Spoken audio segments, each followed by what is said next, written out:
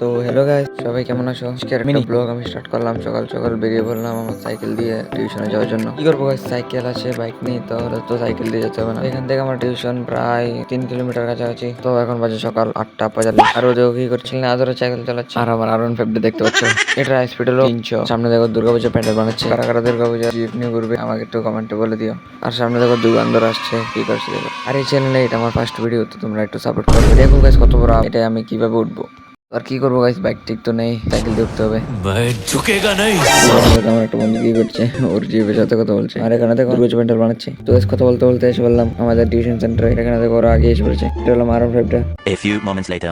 তো টিউশন শেষ করে আমরা এখন বাড়ি চলে যাবো, ওরা স্কুলে চলে যাবে আর আমি বাড়ি চলে যাবো। আর তোমরা ভাবছো আমি স্কুলে কেন জানি, যদি স্কুলে যেতাম তাহলে ভিডিওটা কিভাবে ইউটিউবে আপলোড করতে করেছে ওরা স্কুল। আর যারা সাবস্ক্রাইব করবে না ওদের জন্য আমার বন্ধু কিছু বলতে চাই। আমাকে বয় দেখাচ্ছিস মাউন্টেন ডিউ বয়ের মার